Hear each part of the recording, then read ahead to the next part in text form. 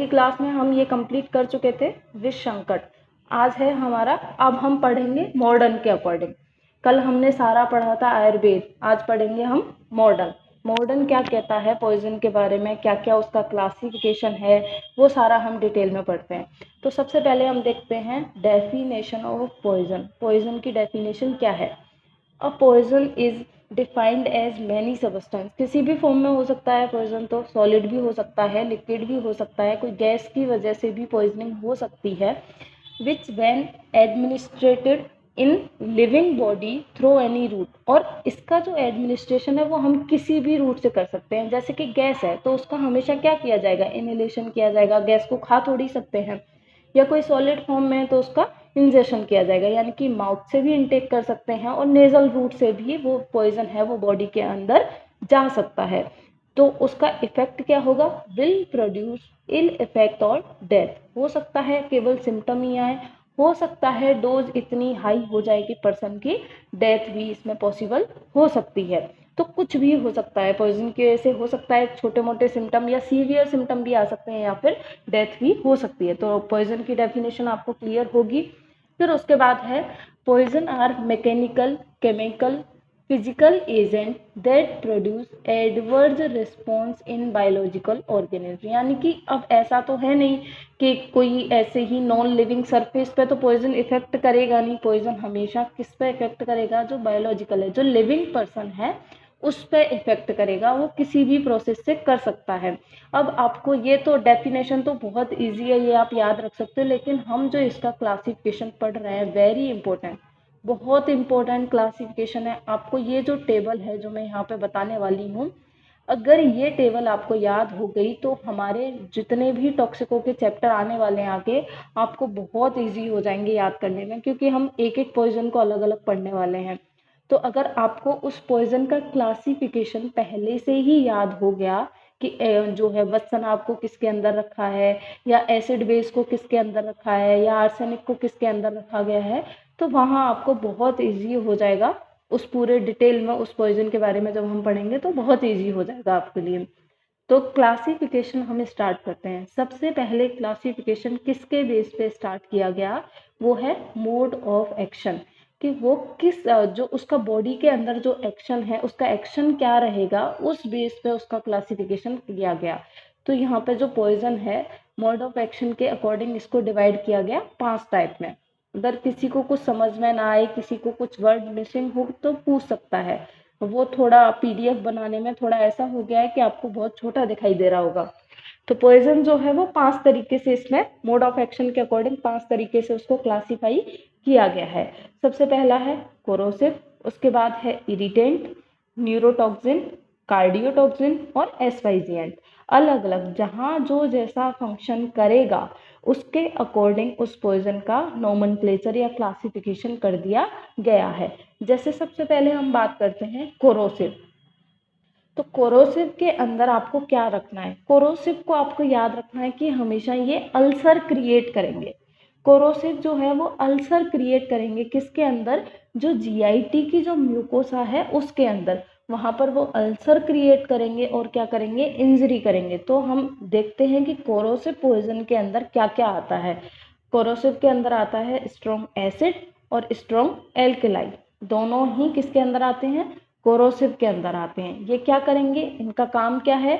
Capacity to cause tissue injury. ये किसी भी टिश्यू को इंजर कर सकते हैं। क्यों?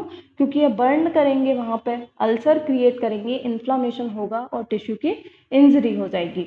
तो कोरोसिव में कौन कौन आते हैं आपको याद रखना है? स्ट्रॉन्ग एसिड और स्ट्रॉन्ग एल्कलाई। अब स्ट्रॉन्ग एसिड को भी 2 टाइप से डिवाइड किया गया है, ये सब आपका पढ़ा हुआ है। इनऑर्गेनिक एसिड और ऑर्गेनिक एसिड। इनऑर्गेनिक एसिड के अंदर कौन से आते हैं? HNO3, HCl और H2SO4। थोड़ा रटने वाला है, आपको याद करना पड़ेगा, और ये रटना इसलिए पड़ेगा क्योंकि आगे ये बहुत ज़्यादा काम आने वाला है। ठीक है। फिर उसके बाद है स्ट्रॉन्ग, और जो ऑर्गेनिक एसिड है उसमें कौन कौन आता है? ऑक्जेलिक एसिड और कार्बोलिक एसिड। आपको धीरे धीरे याद भी हो जाएंगे, कोई टेंशन नहीं है। धीरे धीरे आपको मैं वापस ये टेबल 1-2 बार रिवाइज करा दिया करूंगी, याद भी हो जाएगा। उसके बाद है स्ट्रॉन्ग एल्कलाई। एल्कलाई में क्या आता है? KOH और NaH, यानी कि जो स्ट्रॉन्ग है, दोनों के वीक का नहीं लिया है, केवल स्ट्रॉन्ग का ही लिया है, क्योंकि स्ट्रॉन्ग ही जो है रैपिड इफेक्ट कॉज कर सकता है। तो ये तो हुआ हमारा कोरोसिव पॉइजन। फिर उसके बाद है इरिटेंट। ठीक है, इरिटेंट को आपको अच्छे से याद रखना है, क्योंकि इसका क्लासिफिकेशन कई तरीके से किया गया है। इरिटेंट में क्या है, the substance which cause the irritation and inflammation of mucous membrane और स्किन। इरिटेंट में कौन आता है, जो क्या करे, इरिटेशन कॉज कर रहे हैं या इन्फ्लामेशन कॉज कर रहे हैं। कहाँ का, अगर अंदर इनटेक किया है तो म्यूकस मेम्ब्रेन का, और अगर स्किन पर लग रहा है तो स्किन का। तो इरिटेंट का आपको काम याद रखना है, क्या क्या काम करेगा ये, इरिटेशन करेगा और इन्फ्लामेशन करेगा। अब इसकी बात करते हैं, इरिटेंट को क्लासिफाई कैसे किया गया है। इरिटेंट को क्लासिफाई किया गया है इनऑर्गेनिक, ऑर्गेनिक और मैकेनिकल, 3 तरीके से इसको क्लासिफाई किया गया है। आप मैकेनिकल को नहीं भी याद रखेंगे तो चलेगा, आपको याद रखना है इनऑर्गेनिक और ऑर्गेनिक। इनऑर्गेनिक में कौन से आते हैं और ऑर्गेनिक में कौन से आते हैं। आपको इससे थोड़ा कंफ्यूजन होगा तो अपना पेन और पेपर लेके इस टेबल को, स्टार्ट को एक बार अलग पेज पे आप लिखिएगा तो आपको थोड़ा इजी हो जाएगा। इनऑर्गेनिक में क्या क्या है, जो मेटेलिक हैं और नॉन मेटेलिक हैं। यहाँ से आपका बहुत क्वेश्चन आता है, इनकी डिटेल बहुत पूछी जाती है। जो मेटेलिक पॉइजनिंग है इनका बड़ा क्वेश्चन आता है एग्जाम में 5 या 10 नंबर का। तो और जो इरिटेंट है उसके इनऑर्गेनिक के अंदर मेटेलिक और नॉन मेटेलिक 2 तरीके के पॉइजन आते हैं। तो मेटेलिक में कौन होगा, आर्सेनिक हो गया, कॉपर हो गया, एंटीमनी हो गया। नॉन मेटेलिक में कौन होगा, फास्फोरस है, क्लोरीन है और आयोडीन है। फिर उसके बाद है ऑर्गेनिक। ऑर्गेनिक में क्या क्या आते हैं, वेजिटेबल वेस्ट और एनिमल वेस्ट, यानी कि हम बात करें स्थावर और जांगम। अगर हम आयुर्वेद के स्थावर और जांगम की बात करें तो उनको कहाँ रखा गया है, आयुर्वेद के स्थावर और जांगम को रखा गया है इरिटेंट के ऑर्गेनिक के अंदर। ठीक है, याद रखिएगा, पॉइंट नोट कर लीजिएगा। तो वेजिटेबल यानी कि स्थावर की बात हो रही है, या इसको प्लांट बेस भी बोल सकते हैं, वेजिटेबल भी बोल सकते हैं या फिर प्लांट बेस। एब्रस और कैलोट्रोपिस, गुंजा, भांग, आगे बहुत सारे आएंगे, केवल एग्जाम्पल के तौर पे मैंने यहाँ पे 2 नाम लिखे हैं, आगे बहुत आएंगे, हम बहुत सारे स्थावर विष पढ़ेंगे, शायद 12 से 15 आपके सिलेबस के अंदर है। फिर उसके बाद है एनिमल। एनिमल में कौन हो सकता है, स्नेक हो सकता है, स्कॉर्पियो, बिच्छू भी हो सकता है, कोई भी हो सकता है। मैकेनिकल में कौन आते हैं, पाउडर ग्लास और डायमंड, छोड़ दीजिएगा ये आपके सिलेबस में नहीं है। फिर आता है न्यूरोटॉक्सिन। अभी हमने दो की पढ़ा है, एक पढ़ा है कोरोसिव, एक पढ़ा है इरिटेंट। कोरोसिव का क्लासिफिकेशन क्या है, स्ट्रॉन्ग एसिड, स्ट्रॉन्ग बेस। फिर स्ट्रॉन्ग एसिड को 2 में क्लासिफाई किया गया है, इनऑर्गेनिक और ऑर्गेनिक। इसी तरीके से इरिटेंट को 3 में क्लासिफाई किया गया है, इनऑर्गेनिक, ऑर्गेनिक और मैकेनिकल। इनऑर्गेनिक को 2 में क्लासिफाई किया गया है, मेटेलिक और नॉन मेटेलिक। फिर उसके बाद है ऑर्गेनिक को प्लांट या वेजिटेबल बोल सकते हैं या फिर एनिमल, प्लांट या वेजिटेबल और एनिमल, इसमें इसको क्लासिफाई किया गया है। तो ये आपके 2 क्लियर हो चुके हैं, कोरोसिव पॉइजनिंग और इरिटेंट। उसके बाद है नेक्स्ट, वो है न्यूरोटॉक्सिन। न्यूरोटॉक्सिन का भी क्लासिफिकेशन बहुत इंपॉर्टेंट है, सबसे ज़्यादा इंपॉर्टेंट 2 क्लासिफिकेशन है, एक है न्यूरोटॉक्सिन और एक है इरिटेंट। ये दोनों आपको अच्छे से याद रखने हैं। तो न्यूरोटॉक्सिन में किसको रखा गया, न्यूरोटॉक्सिन में उसको, न्यूरो नाम से ही क्लियर है, जो अपना इफेक्ट किस पे दिखाए, या तो ब्रेन पे या नर्व पे। जो भी पॉइजन है, जो भी आपने इनटेक किया है, अगर वो अपना इफेक्ट डायरेक्ट ब्रेन पे या किसी नर्व को इरिटेट कर रहा है या नर्व में कोई डैमेज कर रहा है, तो उसको किसके अंदर रखना है आपको, न्यूरोटॉक्सिक के अंदर। तो any substance that is capable of causing damage to nerve, जो नर्व को डैमेज कर सकता है वो सारे कौन होते हैं, न्यूरोटॉक्सिक। तो नर्व को डैमेज कर सकता है उसका, या न्यूरोटॉक्सिक का क्लासिफिकेशन 3 तरीके से किया गया है, कि एक तो वो जो डायरेक्ट ब्रेन पे काम कर रहा है, सीएनएस पे काम कर रहा है, वो हो गया सेरिब्रल। दूसरा जो स्पाइन पे काम कर रहा है, स्पाइनल कॉर्ड पे काम कर रहा है। और तीसरा जो पेरीफेरल वर्क कर रहा है। तो इस तरीके से न्यूरोटॉक्सिक को डिवाइड किया गया है, सेरिब्रल, स्पाइनल और पेरीफेरल। तो सेरिब्रल के अंदर कौन कौन से आते हैं, सेरिब्रल के अंदर आते हैं 3, सोमनीफेरस, ये आपको सारे नाम इंपॉर्टेंट है, याद रखने हैं। सोमनीफेरस, इनिब्रिएंट्स और डेलिरिएंट्स, ये इन सबको रखा गया है। ये जो पॉइजन होते हैं वो डायरेक्ट किस पे इफेक्ट दिखाते हैं, सेरिब्रम पर या सीएनएस पर डायरेक्ट अपना इफेक्ट शो करते हैं। तो सोमनीफेरस के अंदर कौन आते हैं, ओपियोइड्स और मॉर्फिन, या इसको हम समझ सकते हैं जिनसे नींद ज़्यादा आती है। तो सोमनीफेरस में ओपियोइड्स, अफीम आता है और मॉर्फिन, ये दोनों आते हैं सोमनीफेरस के अंदर।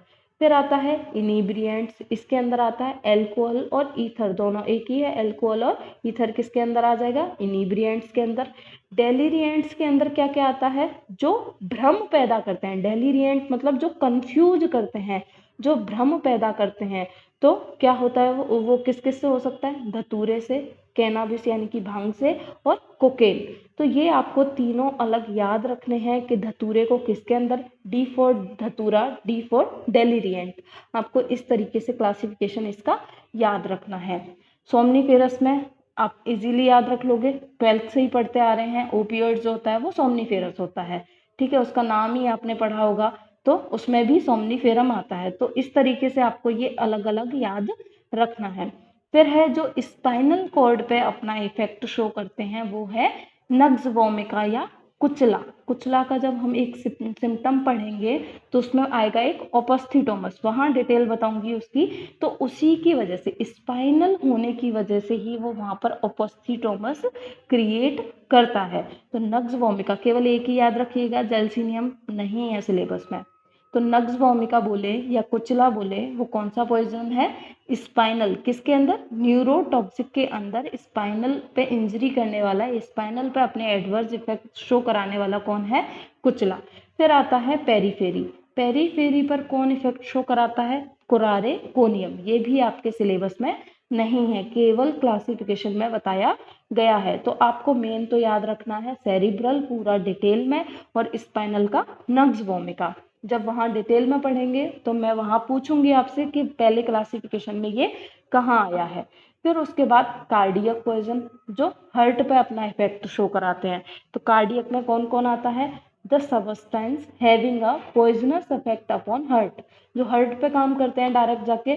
डिजिटेलिस, नाम से ही क्लियर है, डिजिटेलिस को हिंदी में हम क्या बोलते हैं, हृदपत्री, हृदपत्री, हृदय ही उसके नाम में आ रहा है। तो आपको ये याद रखना है, कार्डियक, किस कार्डियक के अंदर कौन कौन आता है, डिजिटेलिस, एकोनाइट और निकोटीन, वत्सनाभ और तंबाकू, ये तीन किसके अंदर आते हैं, कार्डियक पॉइजनिंग के अंदर। और एस्फाइजिएंट, जिनको इनहेल करके लिया जाए, वो किसके अंदर, वो कौन कौन होते हैं, सारे गैसियस सब्सटेंस ही होंगे, CO है, CO2 है, H2S है, या वॉर गैसेस, जिनको वॉर में यूज किया जाता है, तो ये आते हैं एस्फाइजिएंट।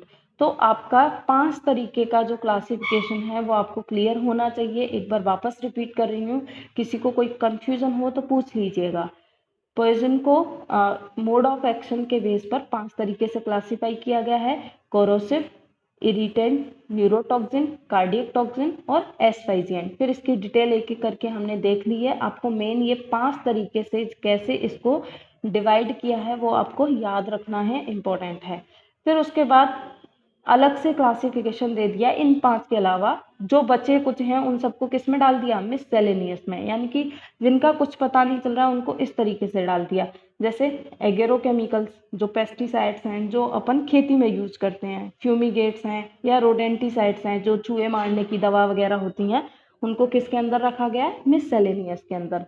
ड्रग ऑफ डिपेंडेंस, ट्रैंक्विलाइजर, इनको अपन क्लिनिकली भी यूज करते हैं, एंटी डिप्रेसेंट, लेकिन इनको पॉइजनिंग के अंदर क्यों रखा गया है, अगर इनकी हाई डोज दे दी जाएगी तो ये क्या करेंगे, बॉडी के अंदर एडवर्स इफेक्ट करेंगे, जो है बहुत ज़्यादा सिम्टम, ये फिर ये किसी चीज़ को या किसी डिजीज को सप्रेस करने की बजाय खुद ही सिम्टम उत्पन्न करने लग जाएंगे, इसलिए इनको पॉइजनिंग के अंदर रखा गया है। पेट्रोलियम प्रोडक्ट्स हो सकते हैं, जैसे किसी ने केरोसिन पी लिया या पेट्रोल डाल के किसी ने जला लिया या पेट्रोल पी लिया, बहुत से लोग पी जाते हैं केरोसिन या पेट्रोल।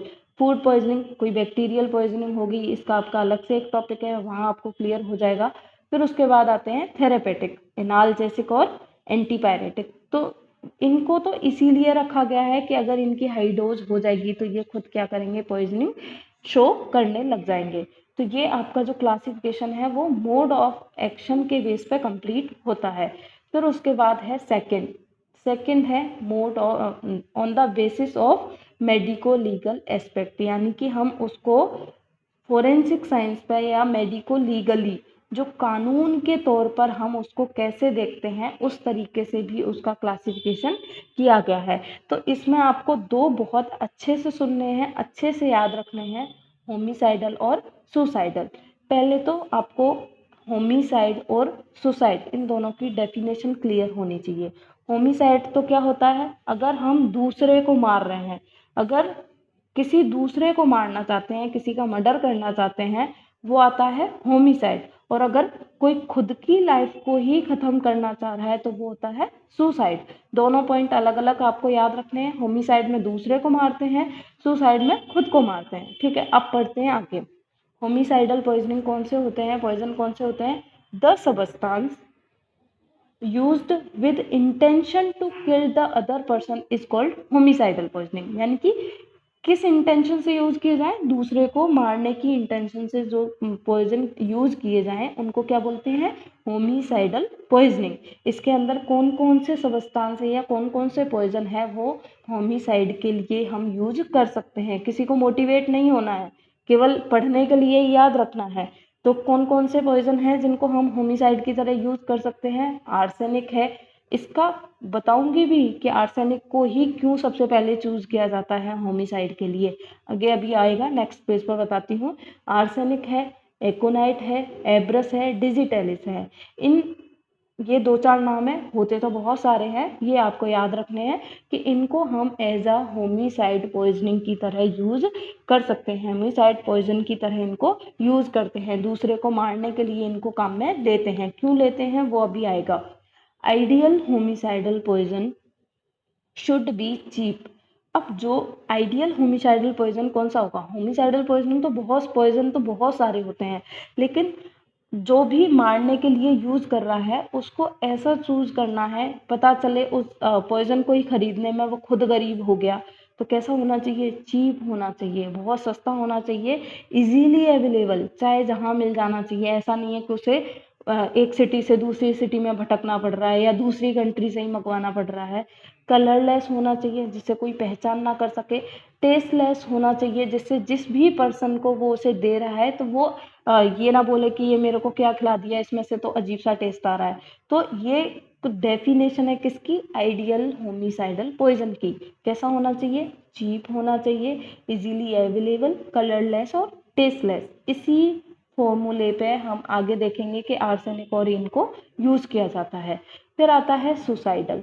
सुसाइडल में क्या आएगा? The substance used to end the self life. खुद की लाइफ को खत्म करने के लिए जो पॉइजन यूज किए जाते हैं उनको क्या बोलते हैं? Suicidal poisoning.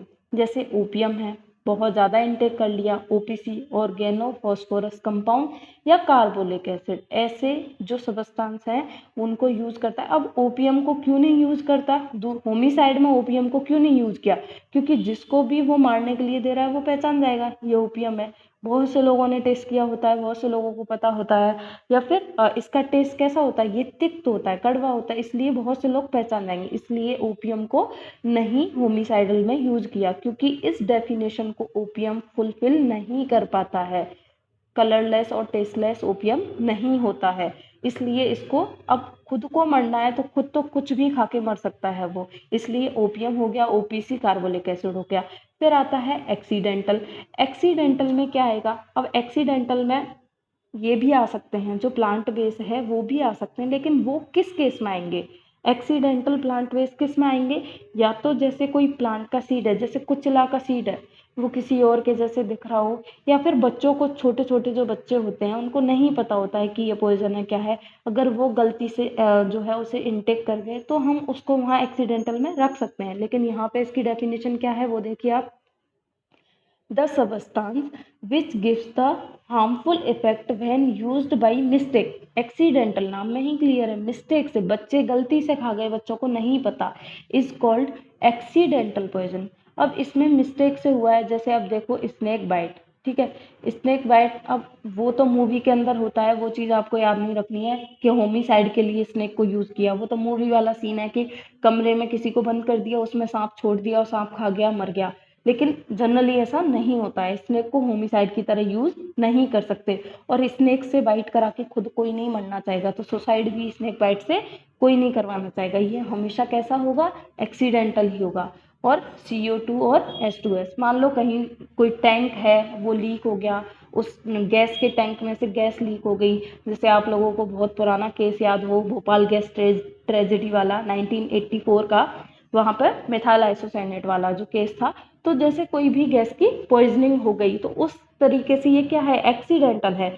कोई गैस की पॉइजनिंग जानबूझ के नहीं करेगा, गलती से कोई टैंक लीक हो गया तो पूरे एनवायरनमेंट में वो गैस हो गई, बहुत सारे लोग मर गए, तो वो हमेशा उसको किसके अंदर रखा जाएगा, एक्सीडेंटल के अंदर।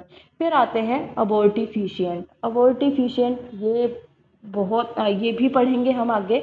अबॉर्टिफिशिएंट में कौन से आते हैं, जो अबॉर्शन के लिए यूज़ किए जाए, नाम में ही क्लियर है, जो फीटस को अबॉर्ट करने के लिए, ऐसे सब्सटेंस जो फीटस को अबॉर्ट करने के लिए यूज़ किए जाते हैं, वो होते हैं abortifacient. The substance use to abort the foetus is called abortifacient. इसके अंदर इर्गट है, केलाट्रोपिस है, चित्रक, प्लम्बेगो या फिर ग्लोरिसा, इनको हम किसकी तरह यूज कर सकते हैं, अबॉर्टिफिशिएंट की तरह। अभी आपको इतनी दिक्कत नहीं आएगी क्योंकि हाल ही में आप DG पढ़ के आए हो, तो ये जो प्लांट वाले नेम हैं आप इजीली याद कर सकते हो। फिर आता है स्टूपिफाइंग। स्टूपिफाइंग कौन यूज करेगा, किसी को बहकाने के लिए, किसी को भ्रम में डालने के लिए, थोड़ी बहुत देर के लिए बेहोश वेहोश करने के लिए जो पॉइजन यूज किए जाते हैं वो होते हैं स्टूपिफाइंग। तो ये जो पॉइजन है इनका यूज़ किसके लिए, किसके द्वारा किया जाता है, जो चोर वगैरह होते हैं वो इनका यूज़ बहुत करते हैं। किसी घर में एंट्री लेनी है उन्हें, तो पहले घर के लिए लोगों को क्या करना पड़ेगा, बेहोश करना पड़ेगा, वहाँ से चोरी करनी है तो।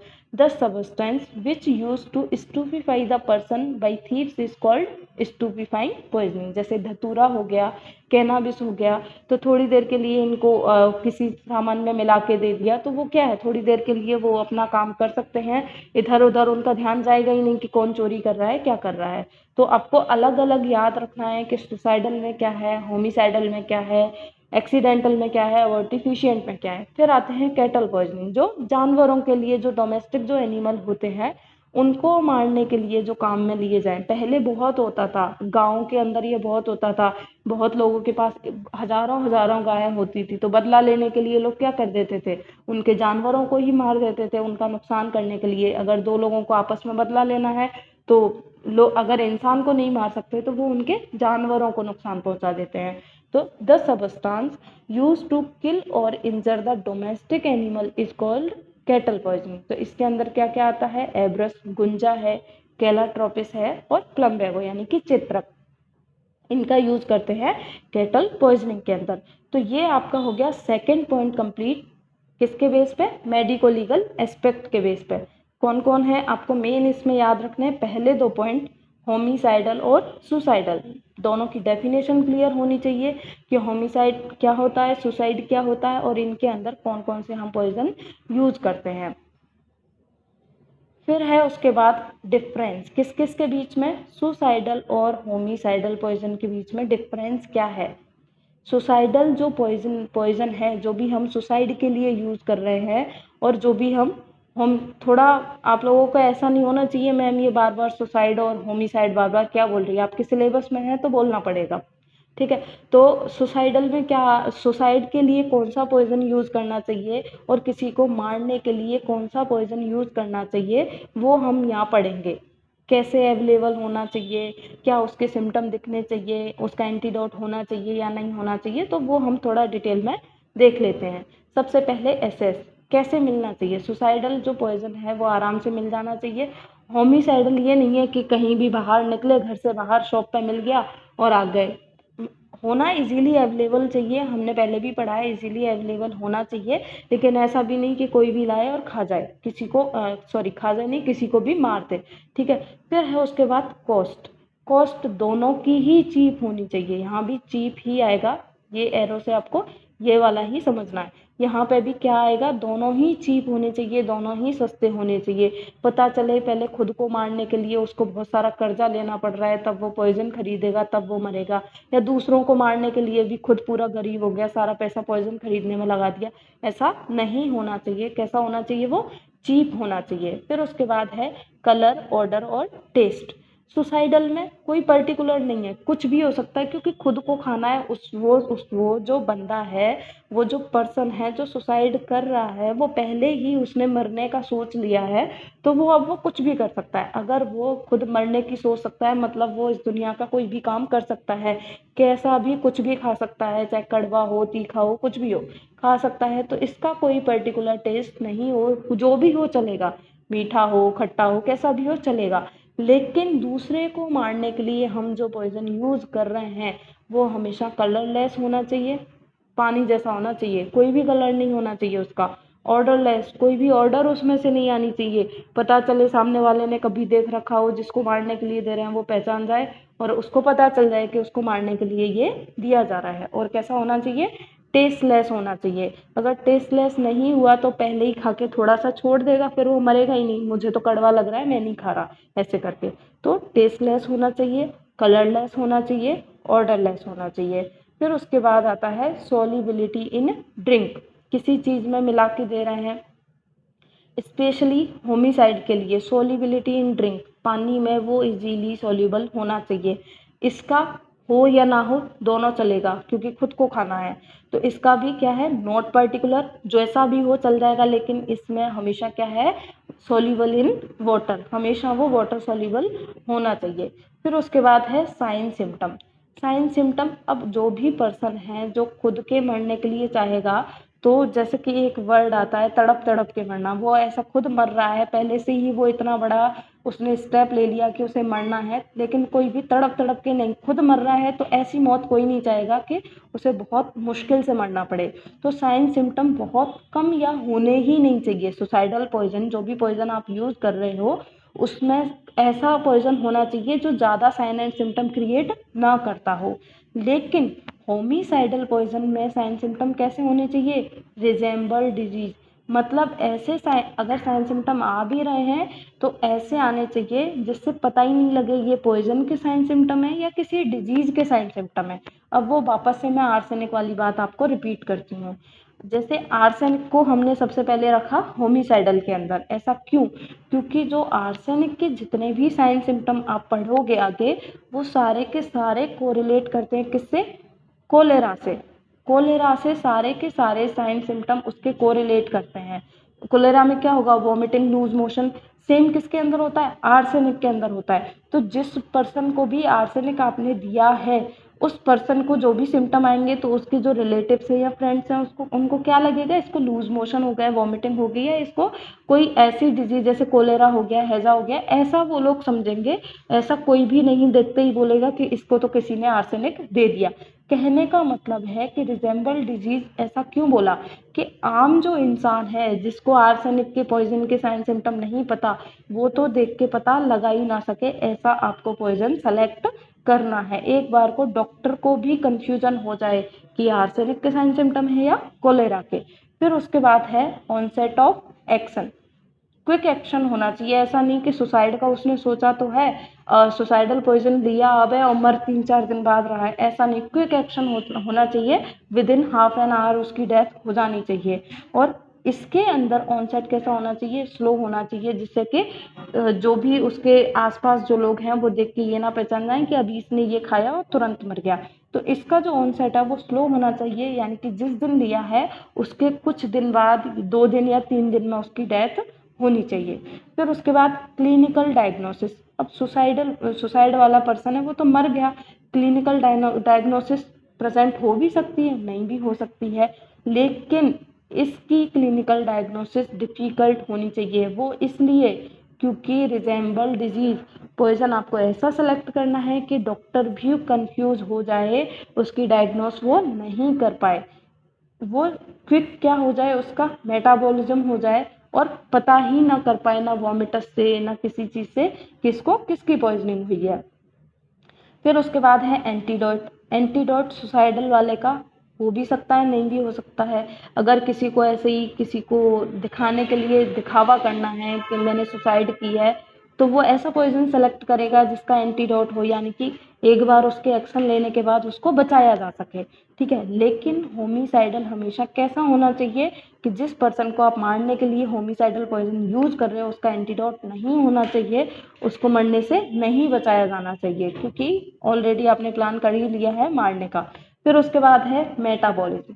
इसका जैसा भी हो चल जाएगा, लेकिन इसका मेटाबॉलिज्म रैपिड होना चाहिए, जिससे कि अगर उस पर्सन को सिम्टम भी आ रहे हैं, वॉमिटिंग भी हो रही है, तो उस वॉमिटस में उसको हम डायग्नोस ना कर सकें। फिर उसके बाद है डेथ, पेनलेस होनी चाहिए। मैंने पहले ही आपको बोला कोई भी पेनफुल डेथ नहीं चाहता अगर वो पर्सन सुसाइड कर रहा है, तो डेथ इसमें पेनलेस होनी चाहिए। इसमें डेफिनेट डिपेंड करती है कि कैसा पॉइजन उसमें यूज किया है। फिर है एग्जाम्पल क्या है, इसमें हम ओपियम यूज कर सकते हैं जो हम वहाँ पहले भी पढ़ के आ चुके हैं, और इसमें कोनाइट और